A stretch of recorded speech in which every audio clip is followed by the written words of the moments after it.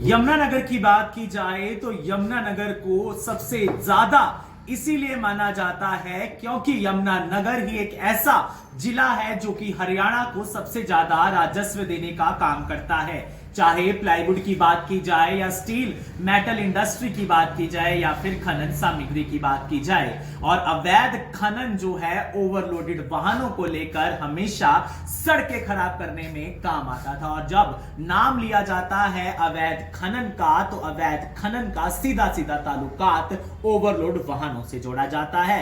और ओवरलोड वाहनों की बात की जाए तो यमुनानगर का आरटीए डिपार्टमेंट यानी कि road and transportation authority department हमेशा सुर्खियों में रहा था। पिछले दिनों अंबाला की बात की जाए या फिर यमुनानगर की बात की जाए तो यमुनानगर के आरटीए सुभाष चंद्र या फिर जो है अंबाला के आरटीए सचिन, जिनको कार्यरत और अतिरिक्त भार यमुनानगर का दिया गया था, दोनों ही विजिलेंस के हत्थे चढ़ते हुए नजर आए थे। आप सभी को जानकारी दे दें कि लगभग समय था 15 अक्टूबर का, जब विजिलेंस की रेड पर, जी हां, यूपी के निवासी एक आदमी ने सूचना दी थी कि जो आरटीए यमुनानगर है वो उनसे गाड़ी निकलवाने के नाम के जो है पैसे लेता था। और दो एजेंट बताए गए थे जिनका नाम नीरज और अंकित था, जिनसे वो सेटिंग कर पैसे गाड़ी निकलवाने के ले लिया करता था, जिसकी शिकायत पर विजिलेंस ने रंगे हाथों, जी हां, विजिलेंस डिपार्टमेंट हरियाणा ने रंगे हाथों जो है आरटीए सुभाष चंद्र को करनाल के समीप से रात्रि के समय गिरफ्तार किया गया था। जिसके बाद आरटीए डिपार्टमेंट के एक के बाद एक पत्ते खुलते हुए सामने आए। राजस्व की बात की जाए तो आरटीए डिपार्टमेंट के पास राजस्व की इतनी ज्यादा सोर्सेस हुआ करते थे कि जो भी अवैध माइनिंग और खनन के ओवरलोडेड वाहन होते थे उनके चालान कर किया जाता था। आप सभी को जानकारी दे दें कि जैसे ही विजिलेंस ने बड़ी कार्रवाई की और विजिलेंस की बड़ी कार्रवाई के बाद आरटीए डिपार्टमेंट ने लगभग नवंबर माह में 2 करोड़ से अधिक का राजस्व सरकार को देने का काम किया है। इससे पहले की बात की जाए तो आप सभी को जानकारी दे दे, अक्टूबर में जब 15 अक्टूबर के आसपास आरटीए सुभाष पर इसकी इंक्वायरी की गई थी तो लगभग 70 लाख रुपए का राजस्व दिया गया था।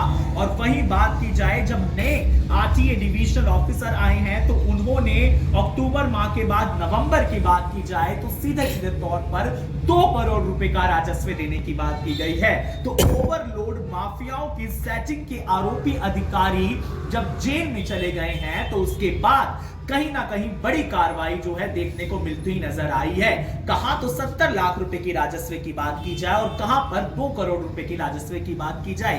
पहले अधिकारी जिनके साथ सेटिंग कर लिया करते थे उनके व्हीकल के चालान नहीं किए जाते थे, बल्कि जो जिनकी सेटिंग नहीं होती थी उनके ही चालान किए जाते थे। और हर व्हीकल का चालान कर आरटीए विभाग ने लगभग जो डिपार्टमेंट को 2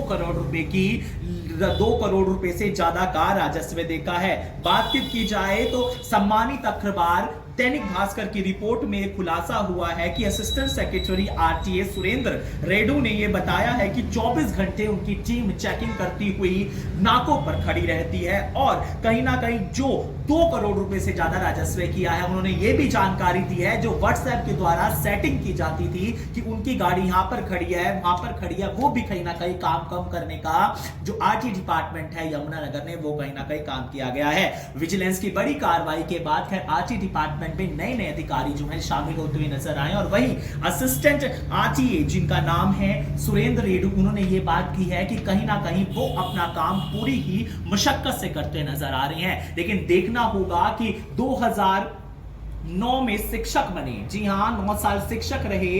जेबीटी के बाद उन्होंने एचसीएस का एग्जाम दिया और आरटीए सुभाष सीधा डायरेक्ट होकर यमुनानगर के आरटीए सचिव भी बन गए थे। लेकिन देखना यह होगा कि जो रविंद्र रेडू है वो कितने दिन आरटीए का पूरे तरीके से करते नजर आ रहे हैं। वहीं सबसे ज्यादा बात की जाए तो ओवरलोडेड वाहनों ने नवंबर माह में 2 करोड़ रुपए का राजस्व सरकार को देने का काम जरूर किया है। फिर सभी से पहले जो भी इस वीडियो को देख पा रहे हैं शेयर जरूर करते रहिएगा। कहीं ना कहीं ओवरलोडेड वाहनों पर जो जो है आरटी डिपार्टमेंट ने नकेल जरूर कसी है और कहीं ना कहीं नकेल भी बहुत अच्छे तरीके से कसी गई है। और जैसे ही आरोपी जेल के अंदर गए हैं वैसे ही सरकार को भी 1 करोड़ 40 लाख रुपए का फायदा देखने को मिल रहा है। लेकिन ये सिलसिला कितना चलता है ये भी लाजमी होगा और वो कितना विभाग है जो सुर्खियों में आया था या फिर सुर्खियों से परे रहता हुआ कितना काम करता हुआ नजर आता है, जमीनी हकीकत देखनी होगी। नवंबर माह के आंकड़े हमने बताया कि राजस्व के नाम पर जो है 2 करोड़ रुपए से ज्यादा जो है सरकार को देने का काम किया। मेरे सभी से पहले जो भी इस वीडियो को देख रहा था शेयर जरूर कीजिएगा। विजिलेंस की बहुत अच्छी कार्रवाई के बाद अब देखना होगा क्या कुछ है भ्रष्ट अधिकारी इस सरकार में बढ़ते हैं या फिर सरकार कोई ऐसे शिकंजा कसती है जिस पर जो है इन अधिकारियों का नाम ले जा सके। मेरे सभी से अपील है जो भी इस वीडियो को देख पा रहा था शेयर जरूर कीजिएगा। तो आप मुझसे को दे दीजिए इजाजत। ताज़ा खबरों के लिए बने रहिए IDO24 के साथ। नमस्कार। अब यहाँ तक आ ही गए हैं तो हमारे चैनल को सब्सक्राइब जरूर करें और नीचे दिए गए बेल आइकन को जरूर दबाएं ताकि हर खबर सबसे पहले पहुंचे आप तक।